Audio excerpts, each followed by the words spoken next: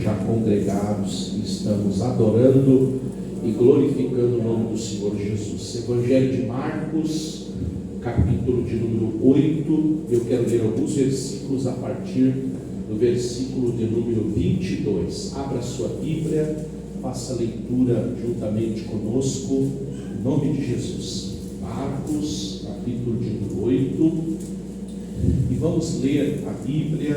Pode encontrar aí bem tranquilamente. O irmão dá uma olhada para o lado, se alguém precisa de auxílio aí, né?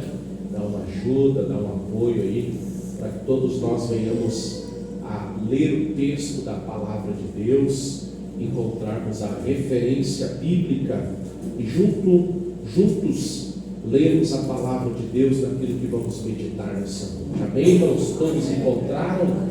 Marcos capítulo 8, versículo 22, dito está na palavra de Deus: e chegou a Betsaida, e trouxeram-lhe um cego, e rogaram-lhe que ele tocasse. E tomando o cego pela mão, levou-o para fora da aldeia, e cuspindo-lhe nos olhos, impondo-lhe as mãos, perguntou-lhe se via alguma coisa. E levantando ele os olhos, disse: vejo os homens, pois os vejo como árvores que andam. Depois tornou a pôr-lhe as mãos nos olhos, e ele, olhando firmemente, ficou restabelecido, e já via ao longe e distintamente a todos. E mandou para sua casa, dizendo: não entres na aldeia. E mandou para sua casa, dizendo: não entres na aldeia. Amém, irmãos? Tome o seu assento, por gentileza. É um culto de oração, de ensino, e nós estamos nessa noite aqui, irmãos, mais uma vez querendo partilhar com os irmãos uma palavra para trazer edificação espiritual. Portanto, para tanto, eu quero que os irmãos mantenham a Bíblia aberta, para que a gente possa, olhando para a Bíblia, assimilar o que a palavra de Deus tem a nos dizer. Antes ainda, irmãos, de nós irmos até o texto e extrair, exaurir algumas lições que ele tem a nos revelar, eu quero, com a graça de Deus, falar aos irmãos sobre o Evangelho, o livro de Marcos. Nós bem sabemos que o Evangelho de Marcos, ele é o Evangelho mais curto. Na disposição que nós temos na nossa Bíblia, é Mateus, Marcos, Lucas e João. Esta é a ordem daqueles que fecharam o cânon sagrado e colocaram. Mas na ordem da escrita, eu acho que está um pouquinho alto, meu irmão, pode baixar um pouquinho. Na ordem da escrita, perfeito, irmão. Na ordem da escrita, irmãos, na ordem da escrita, o primeiro evangelho a ser escrito foi esse aqui, foi o Evangelho de Marcos. Então, é Marcos, Mateus, Lucas e depois João. Por que nós temos essa informação? Quando nós olhamos para o Evangelho de Marcos, o Evangelho de Marcos, ele é o evangelho mais curto que nós temos, 16 capítulos apenas. E os eruditos vão dizer que tanto Lucas como Mateus, eles pegaram informações do Evangelho de Marcos para poder escrever o seu Evangelho. Marcos, ele foi quem redigiu, irmãos, ou seja, foi ele quem escreveu, mas ele recebe toda a informação de Pedro. Foi Pedro quem orientou ele, ou quem passou as informações de tudo aquilo que ele escreveu.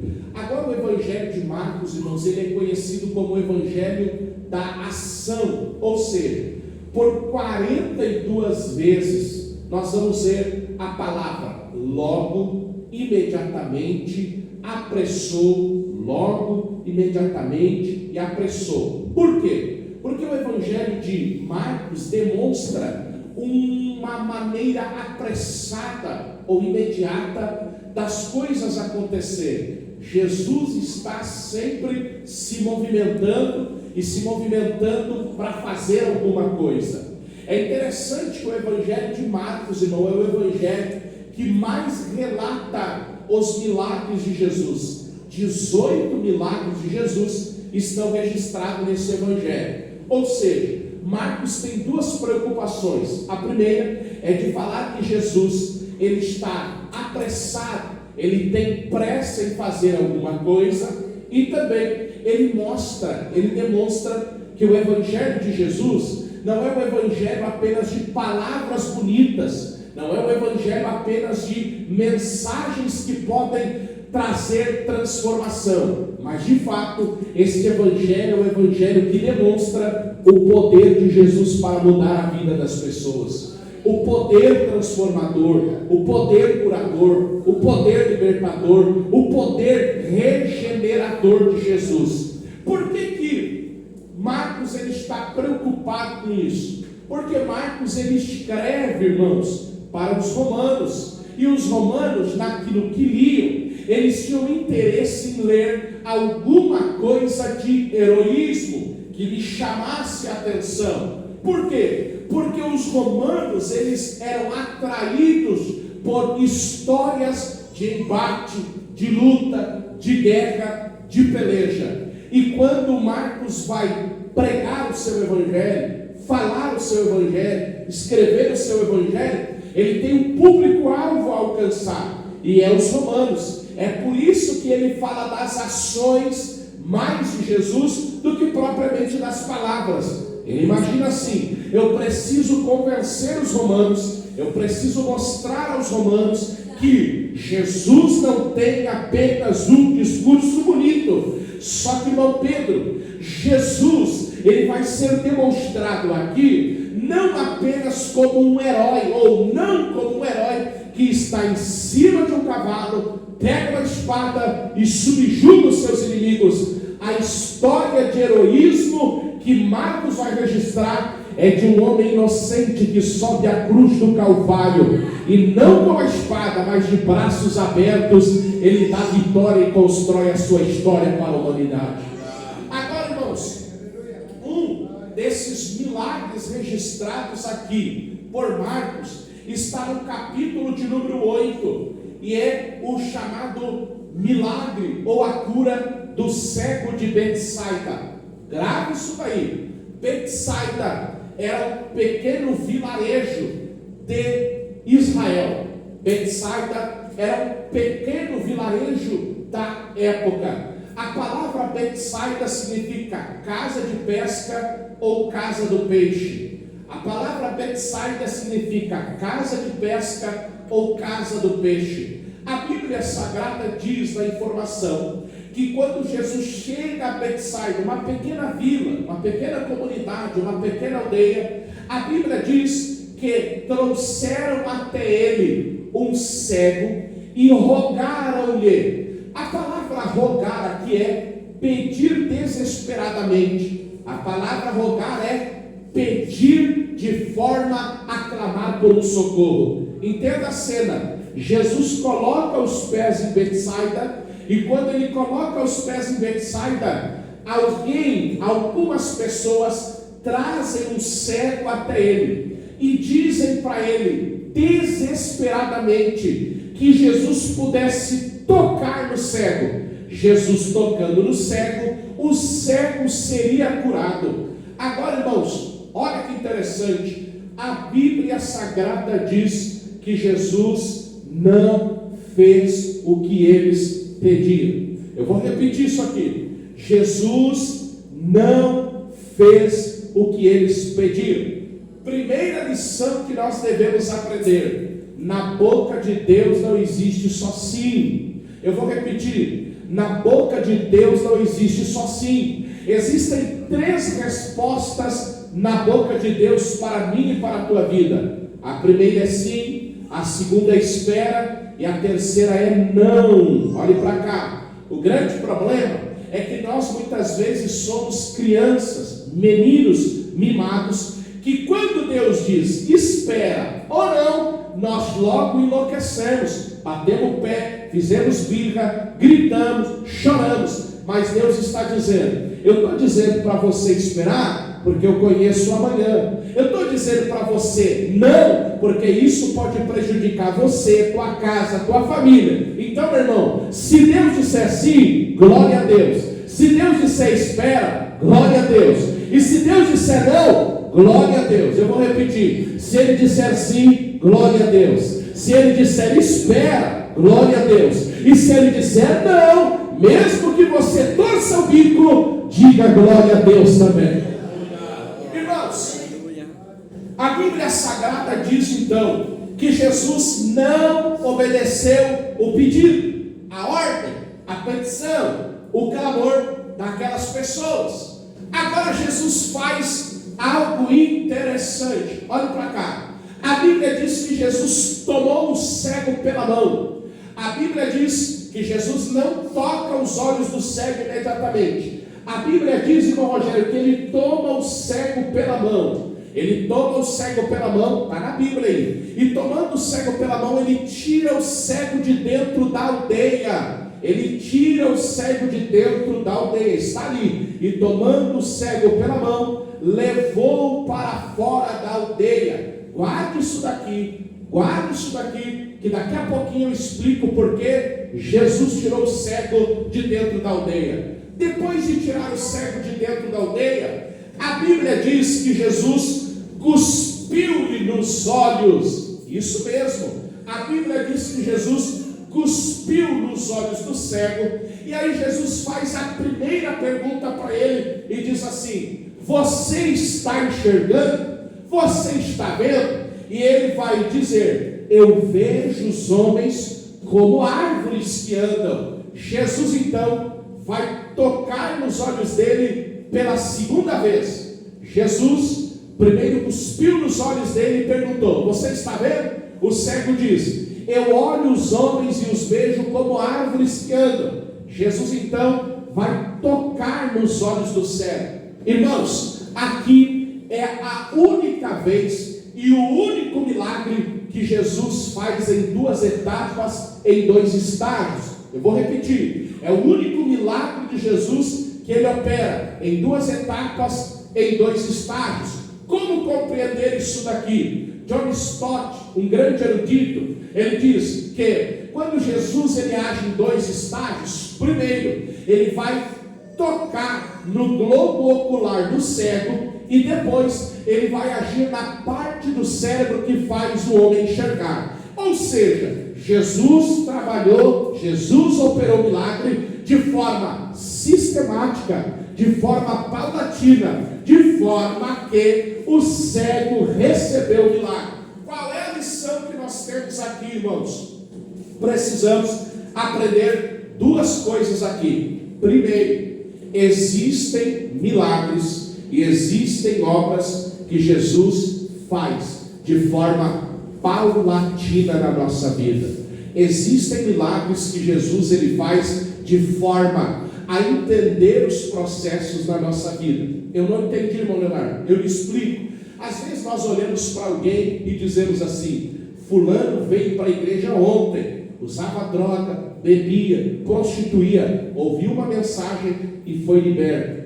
É que Jesus, ele tem uma maneira específica de trabalhar na vida de cada um. Tem alguém que começa a vir e aí ele vai deixando paulatinamente, ele para de fumar, ele para de beber, ele para de prostituir, e quando você vê, ele está dando nome para o batismo. Um, Jesus operou na hora, e outro foi de forma paulatina. O que é que você precisa entender? É que a maneira como Deus trabalha na vida do irmão Leonardo não é a mesma maneira que Deus trabalha na vida do irmão Jonathan. Na vida do irmão Leonardo, Deus sabe como tratar, Deus sabe como agir. Na vida do irmão Jonathan, Deus sabe como tratar, como agir, do jeito e da maneira dele. É por isso, irmãos, que nós não podemos descartar a maneira que Deus está trabalhando, o jeito que Deus está trabalhando. Agora, o que você precisa entender, ouça isso para aprender essa noite, é que Deus não está de braços cruzados,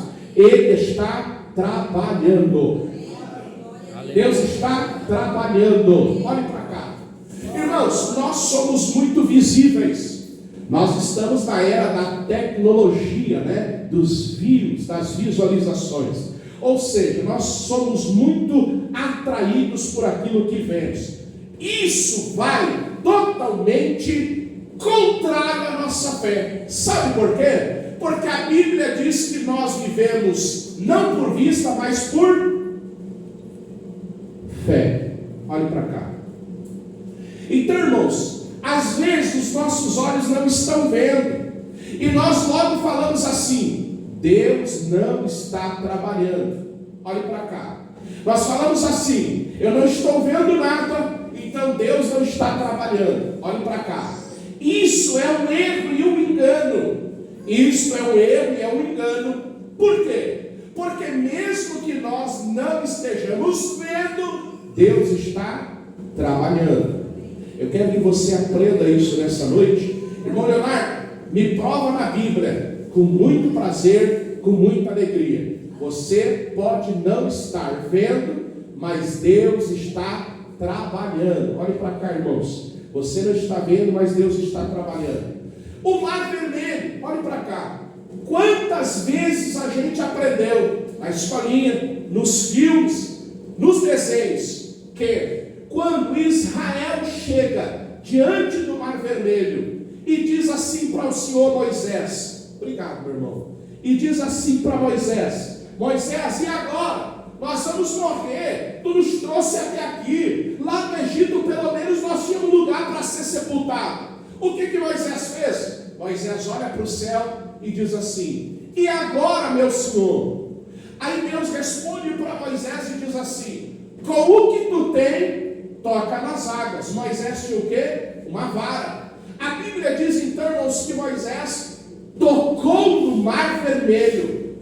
E olha que interessante, irmão, está na Bíblia, tá bom? A Bíblia diz que Deus soprou um vento oriental.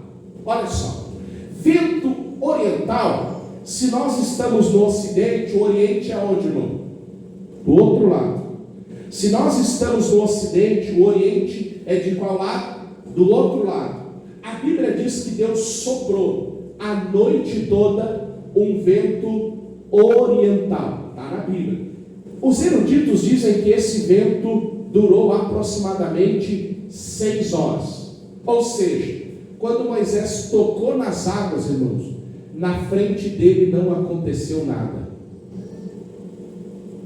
Agora você imagina, irmão, aproximadamente 3 milhões de pessoas. Moisés ouve a voz de Deus, ele toca e diante dos olhos dele não acontece nada, ele não vê nada. Aleluia. Agora lá do outro lado, onde os olhos dele não podiam ver, glória a Deus, Deus estava soprando, estava fazendo o mar se abrir para o seu nome ser glorificado.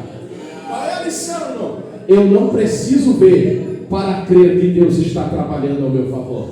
Eu vou repetir. Eu não preciso ver para acreditar que Ele está trabalhando ao meu favor. Olha aqui.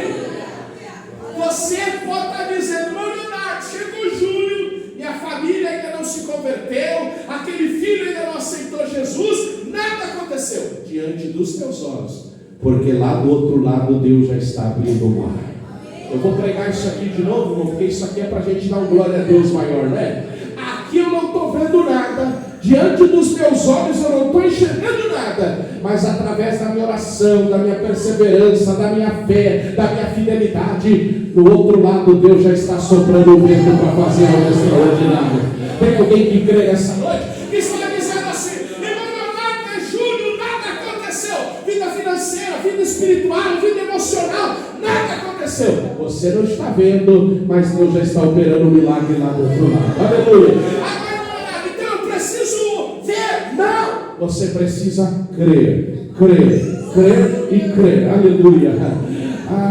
Aquele filho que diz que nunca vai ser crente, Deus está amolecendo o coração dele. Aquele homem que diz que nunca vai entrar para dentro de uma igreja, Deus já está falando com ele, Deus já está operando.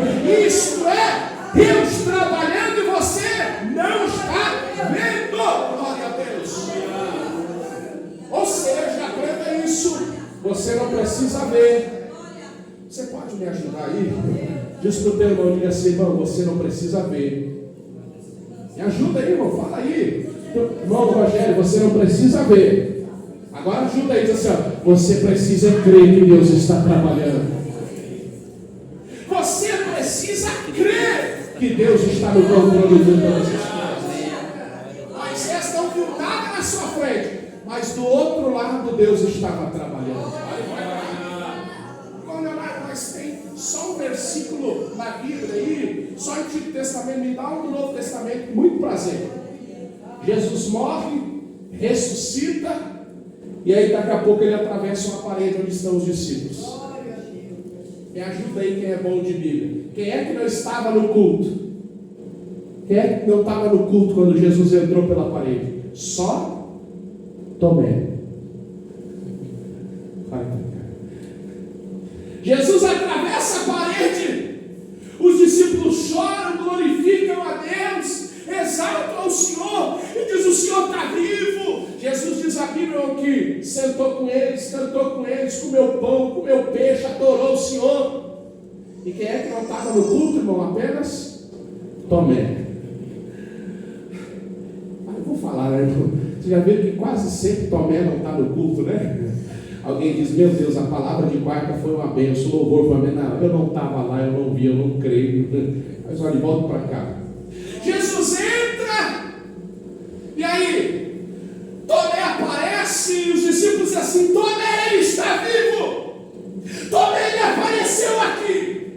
Tomé, ele chegou, ele ressuscitou, ele cumpriu a palavra. O que Tomé diz? Se eu não, me ajuda, irmão, se eu não ver o que? Os cravos nas suas mãos e o buraco da lança que o transpassou, eu não creio, eu não acredito. Olha o problema, irmão, de nós não vermos e acharmos que Deus não está trabalhando ou que Cristo não está vivo. Quando Jesus aparece novamente, o que está vendo? Senhor, agora eu creio. O que Jesus disse para ele? Tu creu por quê? Vistes. Mas bem-aventurados fois vós, que não viram, mas creram. Aleluia. Então, meu irmão, em nome de Jesus, alguém diz assim: mas não está acontecendo nada diante dos teus olhos, porque Deus não está de braço cruzado. Mas não aconteceu nada diante de você, porque o céu está se movimentando. Tem milagre, tem cura, tem vitória, tem transformação. Você crê nessa noite, irmão? Deus está operando. Então aprenda isso. Eu não preciso ver, eu preciso crer que Deus está trabalhando. Eu fiquei mais de 20 anos orando pelo meu pai, católico, não praticante, mas que odiava a igreja, odiava os crentes. Minha mãe se converteu, eu e meus 3 irmãos nos convertemos, e muitas vezes, quando eu estava orando na madrugada, ainda jovem, ele mandava eu calar a boca e parar de incomodar. Outubro do ano passado, para surpresa minha, ele mandou uma foto dele, já pronto para ser batizado nas águas. É crente, Jesus é salvo. Sabe quanto tempo eu esperei? Orei com 20 anos. Eu não estava vendo, mas eu estava crendo na promessa que o Senhor disse: eu e a minha casa serviremos ao Senhor. Então, irmão, se você crê na Bíblia, se você crê na palavra, não importa o que os outros falem, continue crendo naquilo que o Senhor prometeu. Vamos para o texto. Agora, irmãos, olha que interessante. Ficou uma pergunta que eu não consegui responder, olhando o texto, eu fui perscrutar, procurar, exaurir, extrair, ir atrás, para tentar entender. Por que Jesus, quando Ele mesmo disse: vinde a mim todos vós que estáis cansados e oprimidos, eu vos aliviarei. Todo aquele que vem a mim, de maneira nenhuma eu lanço fora.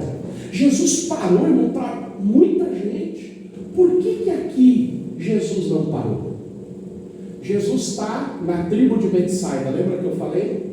Irmãos, a tribo de Betsaida era uma pequena tribo, era um pequeno povoado, e descobriram-se que nessa tribo haviam águas termais ou águas quentes. O que é isso? Havia lá um local de águas saradoras, de águas que curavam. O Império Romano, no tempo de Filipe o Tetrarca, ele foi um grande líder, um grande vitorioso, um grande general e era um grande engenheiro também. Ele descobriu na tribo de Betsaida que antes e depois das batalhas do exército romano, quando os soldados passavam pela tribo e dentro das águas termais eles entravam para recuperar e recompor o físico, o seu exército nunca perdeu batalha, nunca perdeu uma guerra. Depois de algum tempo ele criou, ele construiu piscinas naquele lugar, para que antes da batalha e depois da batalha, o seu exército passasse por ali e pudesse ter um momento de recomposição física, de ajuda física. Isso provado pelos historiadores. Ou seja, aquela tribo de Betsaida ficou sendo como um pequeno quartel-general de Roma. E você sabe que nesse período aqui os cisares eram chamados senhores em Roma. Os cisares eram adorados. Você sabe que os nossos irmãos foram muito perseguidos. Por quê? Porque quando o imperador romano passava, todos deviam prestar continência e dizer: Cisar é meu Quírios, Cisar é meu Senhor. Quando os crentes aceitavam a Jesus, eles criam no poder de Jesus. O imperador passava, os soldados diziam: adorem a Cisar, adorem o imperador e digam que ele é seu Quírios, seu Senhor. Os crentes prestavam continência e diziam: nananina não, Cisar não é meu Quírios, nosso Senhor, nosso Deus, nosso Todo-Poderoso é Jesus Cristo de Nazaré. Então eles eram presos, torturados, eles eram judiados por causa do senhorio de Cristo. Mas os cisares, os imperadores, eram tidos como senhores. Na entrada e na saída da tribo de Betsaida tinham postes ídolos a cisares. Quem entrava em Betsaida e quem saía em Betsaida precisava prestar continência a Cisar e dizer: Cisar é meu Quírios, Cisar é meu Senhor. Ou seja, na entrada e na saída de Betsaida, idolatria. Dentro de Betsaida diz que rolava solto a bebida, a prostituição, o adultério, o homossexualismo, todo tipo de pecado estava dentro da tribo de Betsaida. A tribo de Betsaida ficou conhecida como a tribo da perdição ou a tribo do pecado. Ou seja, aquela tribo que ajudava os soldados romanos a se recuperar, a se recompor fisicamente, era uma tribo de idolatria, de luxúria, de adultério, de fornicação, de pecado, de lascívia, de tudo aquilo que ofendia a Deus. A Bíblia Sagrada diz que era nesse local, era nesse lugar que estava este cego. Agora nós entendemos por que Jesus não curou o cego dentro da tribo do pecado. Sabe o que Jesus fez? Pega ele pela mão, e quando todo mundo diz assim: cura ele, Jesus, dá vista a ele, Jesus diz assim: eu vou te curar, eu vou te libertar, eu vou fazer algo na sua vida, mas primeiro eu vou te tirar de dentro da tribo do pecado. Primeiro eu vou tirar você do domínio das trevas, do domínio do mal. Porque antes de fazer você enxergar fisicamente, eu quero fazer você enxergar espiritualmente. Porque antes de fazer você enxergar o mundo terreno aqui, eu quero que você comece a enxergar o céu. Porque não adianta eu te curar e você continuar escravo do pecado. Porque eu não vim apenas para dar liberdade aos cativos, dar vista aos cegos. Eu vim também trazer salvação à humanidade. Oh, glória! Isso aqui não mexe comigo. Sabe o que Jesus está dizendo? Primeiro eu vou te libertar. Primeiro eu vou te salvar. Primeiro eu vou libertar você da mentira, do adultério, do engano, da lascívia, da prostituição, de tudo aquilo que te impede de ver o céu pelo lado de dentro. E depois que eu te arrancar daí, eu vou mudar a sua vida aqui fora. Ô, irmão, olha que coisa tremenda. Que lição nós aprendemos aqui, irmãos? Jesus está interessado em nos libertar do pecado. Jesus está interessado em mudar a nossa vã maneira de viver. Jesus está interessado em transformar a nossa vida. Não adianta de nada, irmão Leonardo, enxergar, falar, ouvir, correr, mas se ele está condenado ao inferno. Jesus morreu para salvar a minha e a tua alma, e Ele está muito mais interessado em escrever o teu nome no livro da vida. É isso que às vezes as pessoas não entendem, irmãos. Por que vir à igreja? Por que servir a Deus? É porque nós já fomos libertos da nossa vã maneira de viver. Jesus nos agarrou. E aí, irmão, aqui a gente diz que tem ex-alcoólatra, ex-drogado, ex-prostituta, ex-adulto, ex-mentiroso, ex-tudo. Por quê? Porque Jesus nos pegou pela mão e nos tirou das trevas e nos colocou na luz. Aleluia. A Bíblia diz assim, que nós não fomos comprados nem por ouro, prata e nem por pedras preciosas, mas com sangue vertido na cruz do Calvário. A Bíblia diz, irmão Hugo, que Ele nos transportou do reino das trevas para o seu reino de luz. E agora nós somos nação santa, povo escolhido, sacerdócio real, para proclamar as virtudes daquele que nos tirou de lá e nos colocou aqui.